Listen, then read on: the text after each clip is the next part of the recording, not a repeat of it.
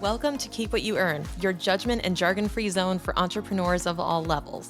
Get ready to learn how to scale your business, save money in taxes, and create a business that grows your wealth. If it feels like the financial side of business is like eating your vegetables, well, then think of this podcast as the ranch dressing to make the process a little more enjoyable.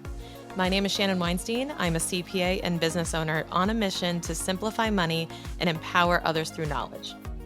I hope this episode inspires you to take action, but remember that the information we share is for educational purposes only and is not individual tax advice. Now that we got that out of the way, let's start the show.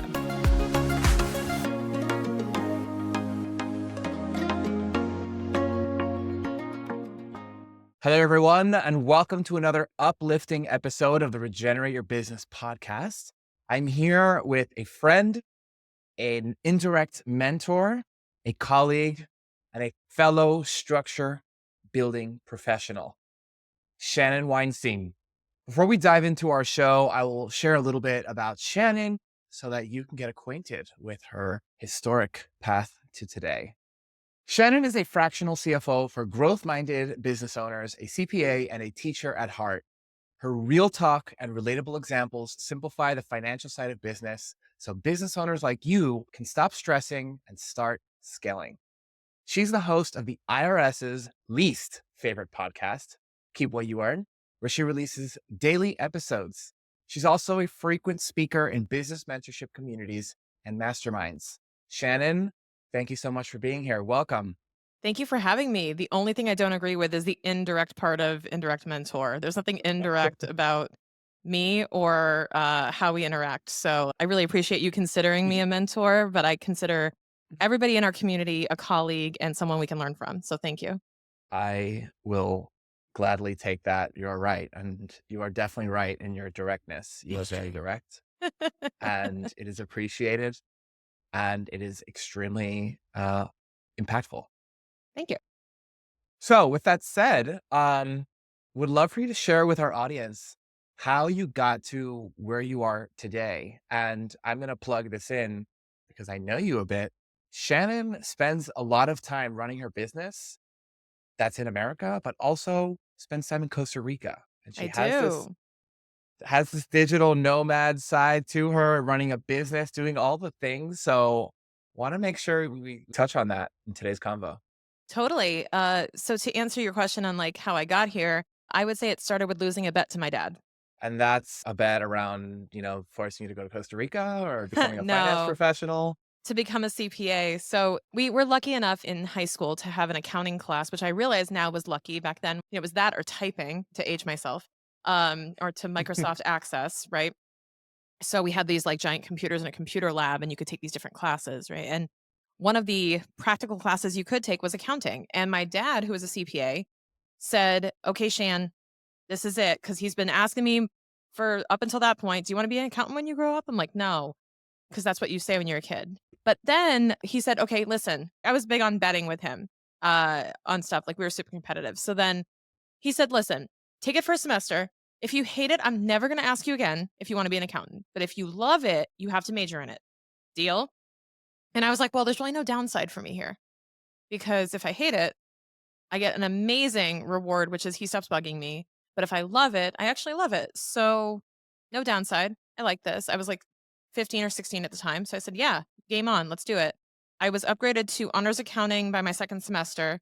And I was like over 100 average. I was tearing through the material and I actually really loved it. And that was where it was all born. I was learning from him, learning accounting, and having a passion in turn to share it with others. And actually, my original passion was to become a teacher, which is why I love teaching the language of accounting when I originally was obsessed with teaching Spanish. So I Oh, had to switch the language into the language of business, which is how my dad convinced me to pursue it. do you speak Spanish today? I do fluently.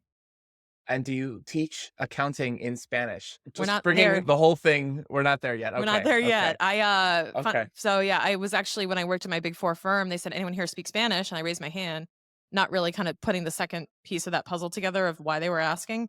And they wanted me to read this like legal document, accounting policy in Spanish. And I was like, okay, like I can Oh, speak wow. Spanish, but like there's speaking Spanish and then there's like being an accountant in Spanish, which are very different levels. Imagine if I handed over the Yeah. IRS tax code to a non-English speaker Oh my God. or Yeah. somebody who says, I speak English, and you hand them that. And I'm like, that's not English.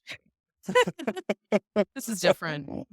Wow. Wow. Wow. I love the full circle. Yeah. Because yeah, you do teach a lot. I love listening to your podcast. It is one of my sources of financial education. So thank you for putting that together. Yeah. Um, when that Spanish version is out, I'll definitely spread the love because I myself also I have Spanish colleagues and they know what I do with systems and they're like, you should teach your class in Spanish. Like you have no idea, like the Latin market for what you do. And Hmm. sure, for you also, Yeah. Latin market for finance education would be massive.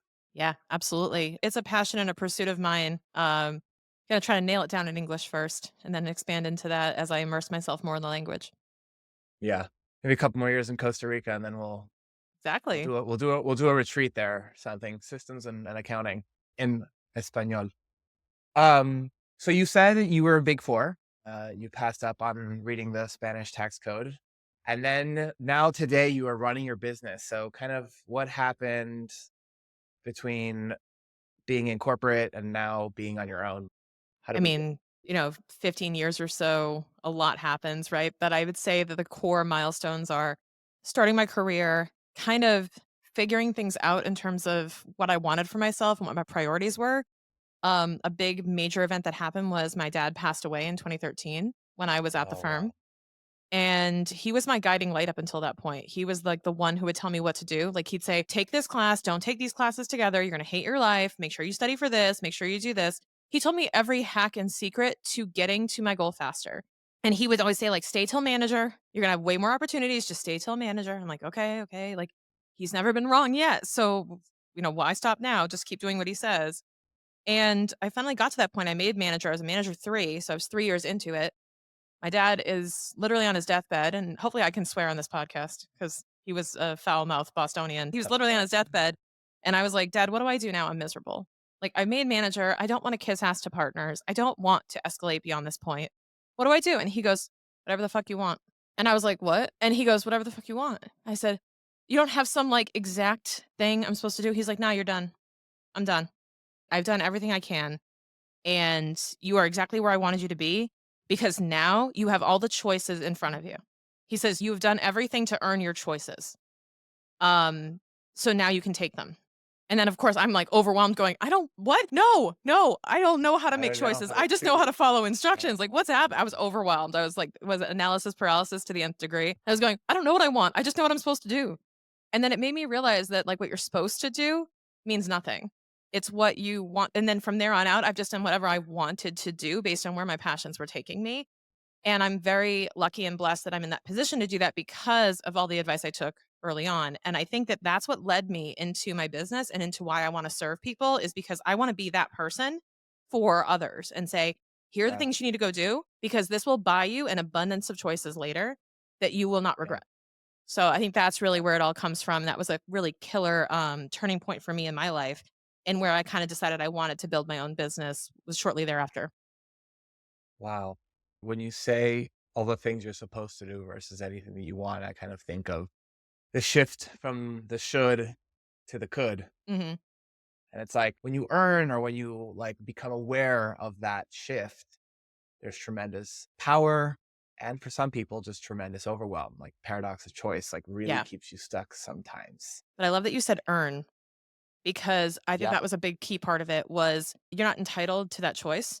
I think that people Right. don't realize that there are certain things you have to do on the front end in order to reap the benefit on the back end. And I know that's something you preach a lot too. It's the investment of time in building the thing, building the foundation, building the systems, building whatever it is that will then give you the choices of how to spend your time, spend your energy, who you serve later because you put the work in ahead of time.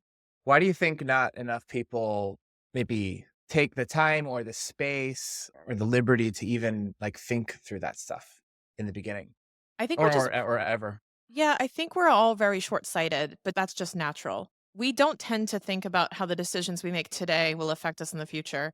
I mean, if I could go back and talk to my 12-year-old self, I'd be like, "Oh my god, moisturize your face." Like, "Oh my god, wear your sunscreen." Right? We only know the impact of our decisions when we feel the pain point. We only know that we have a crappy diet when our pants don't fit, because Mhm. until then, we don't feel the symptom of the pain point.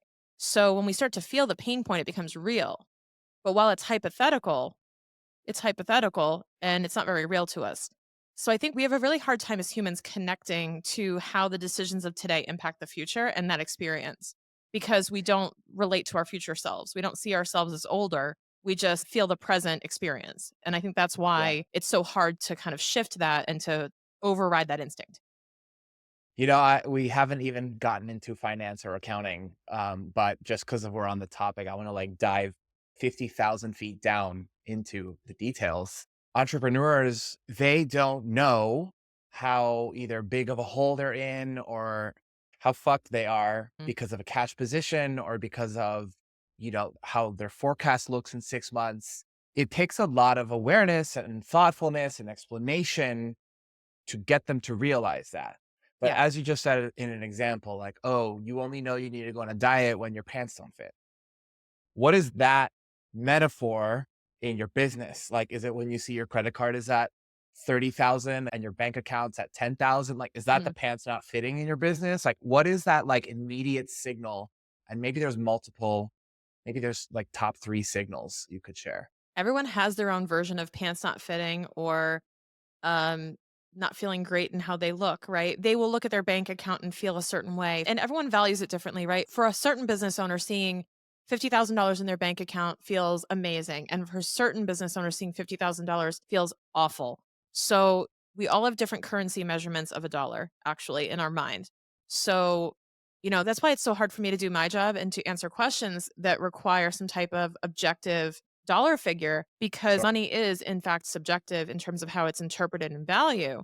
So I was like, once you hit 50,000, it's like, well, what does that 50,000 mean to you?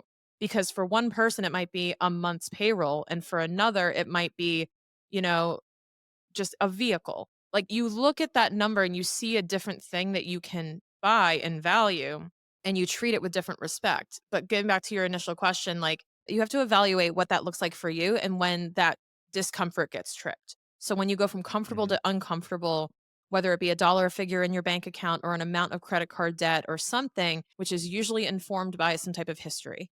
So it's usually informed by some type of insecurity that you feel because it's a historic low, and therefore you're tying your self-worth to that or your performance as a business owner to that. Um, in fact, it's going to sound funny, but a lack of money in the bank account can typically mean a high level of investment in assets.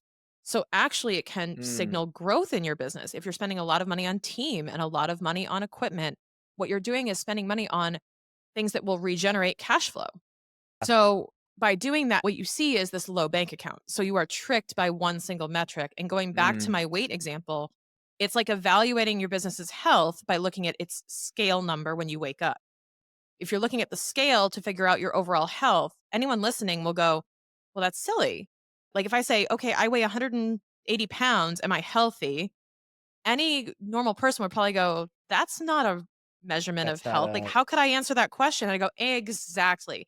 So you telling me how much is in your bank account, I cannot measure your business's health by that. That's such an interesting point. Like, to keep the metaphor, it's Mhm. like, I'm 180 pounds, but I'm 10% body fat because 'cause I'm a bodybuilder. Right. Now, that for me is the balance sheet.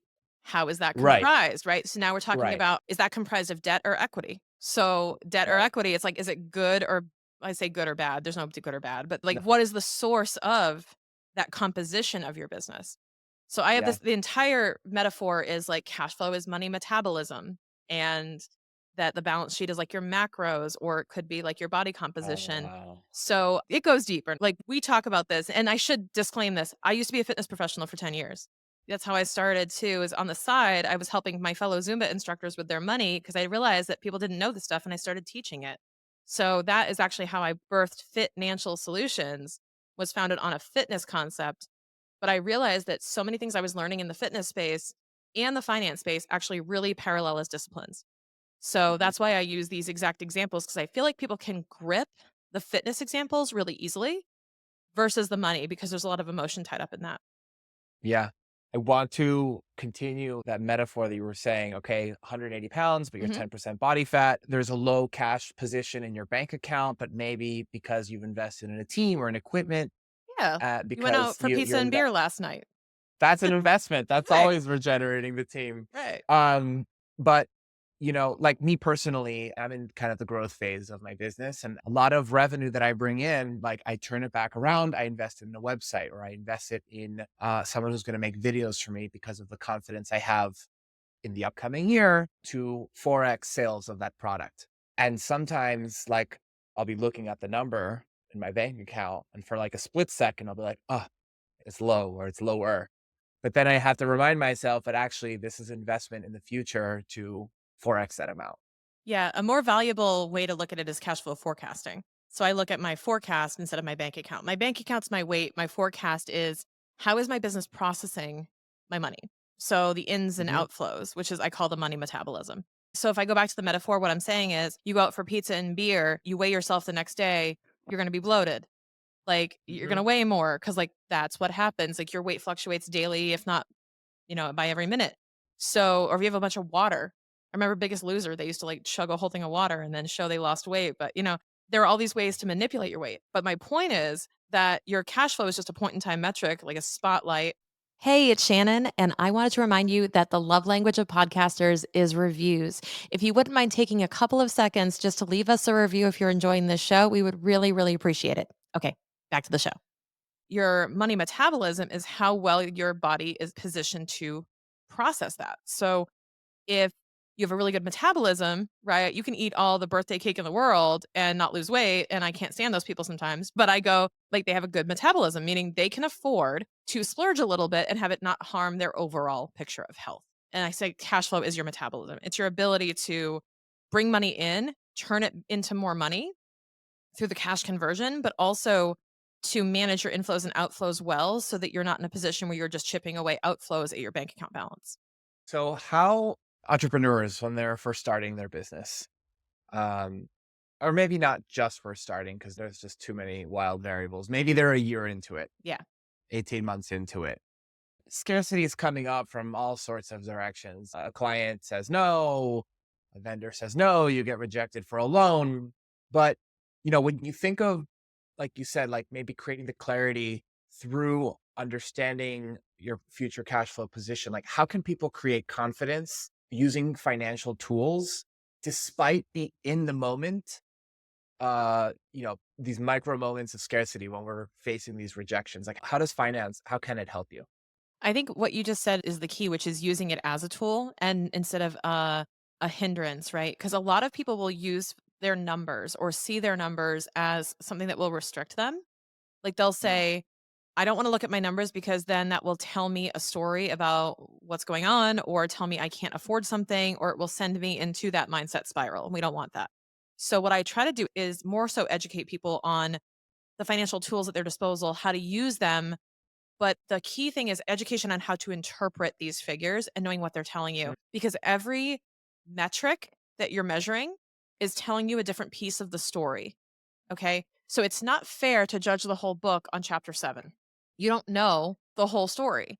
So it's really important that you understand that what you're looking at is a miniature picture of one dimension of your numbers. So if you're looking at your bank account balance, or even if you're looking at your income number, your revenue number, you're looking at your net income, your profit, these are all important numbers to be looking at. But in isolation, they don't tell you anything. You have to look at the bigger story that everything's telling you and know how the puzzle pieces come together and you don't have to be an accountant or be educated in this area technically. This is part of what our job is to help illustrate the story and tell it to you. I say, like, we're narrating the story, you're bringing us the chapters. Like, we're telling you what it's saying and what the ending is. Um, and that's the key part is finding someone who can communicate with you to be able to meet you where you're at and speak your language in order to understand them. Mhm. I think that's a key part of all of it is it's very hard for someone to initiate that contact with their numbers and just kind of voluntarily say, "Okay, I'm going to go in and look at it now." You kind of need somebody to guide you, much like a personal trainer or a nutritionist. You want somebody who will be there to tell you what the good habits are. I think I heard on one of your episodes, like, yeah, if your accountant won't do that, like if they won't take the time to make sure you're feeling 100% comfortable, that you fire that person and you find the right person. If you need that, I think you have to be honest with yourself that that's what you're looking for. So you have to start evaluating for those criteria and not going for the most local or convenient accountant in your area or somebody who you Hmm. just Google and the first person pops up, right? Like you Hmm. want to be conscious about why you're hiring the person and what they can provide to you based on what you need. Wow. I know you have over 400 episodes in your podcasts, and this might be a tough one, top of mind. But I really like what you said about, not looking at any one or two numbers. You have to really look at like 5, 7, 10 numbers in concert with each other. Do you have a certain episode where you kind of talk through maybe one episode where it's Mhm. like all six numbers, or three episodes where you talk about these key numbers? Like, I'd love to actually include links Yeah, to those. I will send those to you. They will be in the show notes. But if you're asking me to grab from my encyclopedia of 400 episodes and remember the episode numbers, I'm not that good, but I do have them. They are how to read your profit and loss, how to read your balance sheet would serve your audience really well because we talk through the core numbers to take away from each financial statement and what piece of the story they're telling you. Yeah, I think I listened definitely to the P&L one. Maybe balance sheet is next for me. So, okay, maybe now we're past month 18. We're kind of entering year 3. Entrepreneurs are netting multi six-figure incomes, maybe nearing 7 figures. How do you think through, like, 6 months later? Like, okay, we're hiring a team. Like, how do these numbers help you paint that picture? Is it as simple as, "Oh, I'm hiring someone in March, and because I'm hiring someone, they're 1/12 of their salary, it's impacting the cash flow position statement." Like, how do you help people think through these major decisions, like hiring a new team member or bringing on a major contractor? How can you work through that? And what's funny is it's so much simpler than it seems. The cash flow forecast is the primary tool. So we look at when are you going to hire this person in or when do you need them operationally? Like when do you need to start offloading your tasks, right? Because this is more of the question to the founder of when do you need this person installed? Okay. So if we want to hire this person in say March, then we need to figure out, okay, let's just say that if this is a revenue generating position or a capacity building position where you think you're going to start making more money because this person exists, I want to give yourself like 3 months aggressively, 6 months conservatively before you start seeing a penny for their time. Like they're going to be training, onboarding. You have to basically expect to pay them and get nothing in return. And not to mention, use a lot of your time in onboarding and training, which limits your revenue potential. So you have to factor that in. That is the biggest thing people don't factor in is how will having this person on affect my capacity, my ability to sell, my ability to make appearances, whatever it is. Like I won't be able to sell X, Y, and Z this month or do any like launches because I will be training this person with my extra Training time. that Yeah, person. the opportunity cost of training, right? So we look at that. Then I back into, let's say I want to have in reserve, in addition to whatever you'd like to have in your cash, your kind of like safe cash zone, right? I want to have 3 to 6 months of their salary, their pay in there, ideally. And that is what I use to judge and say, do you have the runway where you're still going to be healthy, even if you pay them for 6 months and see nothing in return for it? So, like, you're not going to be dipping into savings. You're not going to be dipping into emergency fund. You're not going to be dipping into any scarcity. You're going to feel like, okay, I have enough saved up where I can hire this person confidently, train them, onboard them, and have them work without me worrying about this.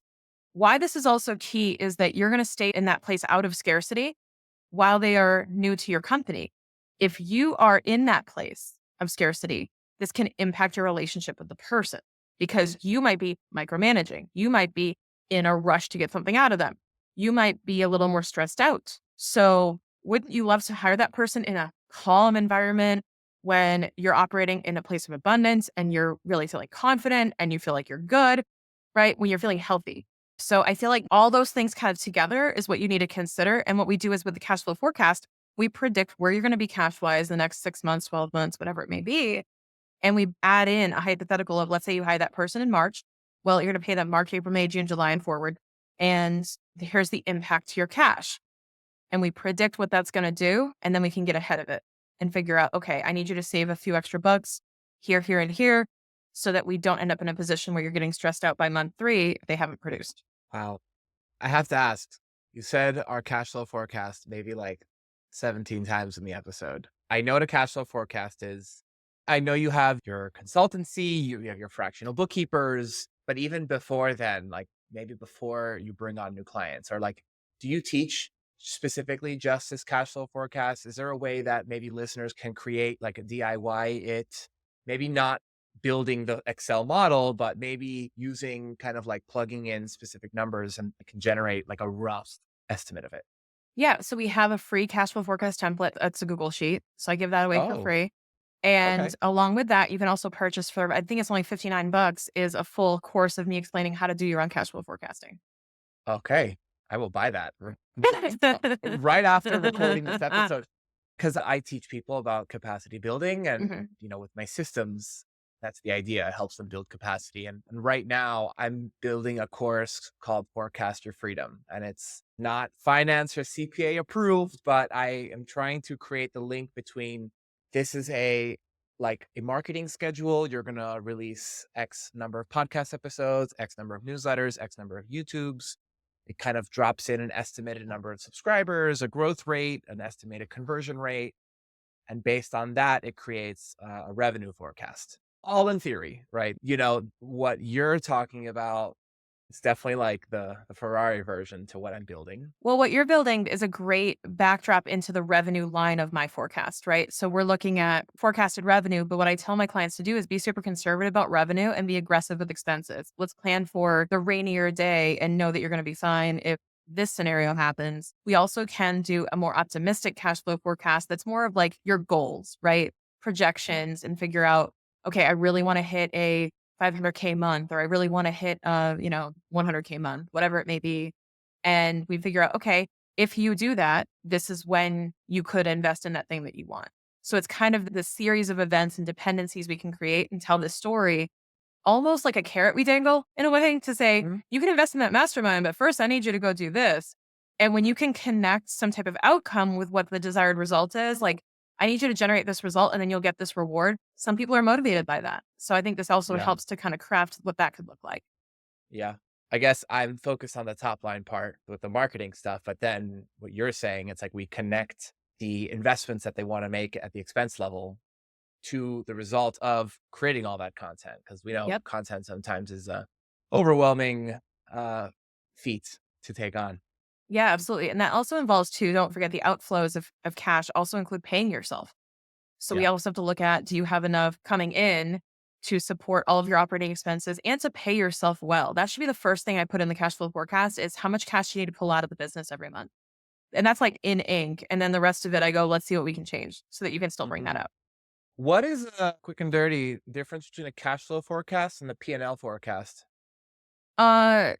Because so if you're doing a P&L, like a future P&L, like a pro forma or a Hmm. forecast of like income and expenses, again, silly jargon, but if you're doing a forecast of like a future look at your P&L, which is your profit and loss statement, income minus expenses equals profit, what you're going to do is you're looking at inflows and outflows from operations, we call it, which is what is the business, killing and eating. So it's kind of the what is the business going to be consuming and what is it going and generating. Um, but what the cash flow considers that doesn't are a few things. Payments on your loans, you taking money out of the business for your pay, you contributing money in, you getting a loan, you paying off your credit cards, and all these other paying taxes, other things that may be coming out of the business account that are not visible on your P&L because they're not income or expenses. They are from other types of activities like investing and financing. Investments. I think someone once told me like your P&L plus your cash flow equals the numbers on your balance sheet, something like that, like how the three Yeah, they numbers. all actually do connect and tell a story, but it's one of those things like it's almost like a movie trilogy where like you figure out how they connect at the end and you're like, "Oh, now that makes sense." But while you're in it, you're like, these just feel very arbitrary and isolated. Yeah. Shannon, how can people connect with you? How can they learn more? How can they dive into your world? The best place is Keep What You Earn on any podcast platform. I'm there every single day doing solo episodes and guest episodes with folks like Ernesto. He was on my show as well. And you can learn more there about everything we got going on. That's the place where you can find me most often. I highly, highly recommend. And I love the community also that you have online, like the digital community. It's incredible. Um, I was inspired to do something similar as well. And my last question for you, Shannon, what does the word regenerate mean to you? I'd say never ending. It's regenerating is the ability to recreate or the ability to, without using the word regenerate, it's hard because that's a word I go to a lot. I would say I it's to recreate something and have it be somewhat endless. love that, Shannon. Thank you so much for spending some time with us. And for the listeners tuning in, thank you for sticking with us in this deep and incredibly insightful episode on finance, money metabolism, and all things numbers. We will catch you on the next episode. Take care. Thank you, Shannon. Thank you. We realize that CFO services may not necessarily be accessible to everybody. And that's why we have packaged our CFO services into a power session for you. With this single purchase session, you'll be able to navigate the financial scorecard with me personally on your business and figure out what constraint you need to unlock next. We're going to give you direction, clarity, and we're going to find ways to increase your profitability, increase your cash flow, and make sure you never run out of money. Okay, if you're interested in booking a power session with me, I only do a couple per month, so make sure you jump on quickly and sign up. Check the link in the show notes for more information. I can't wait to see you in a power session.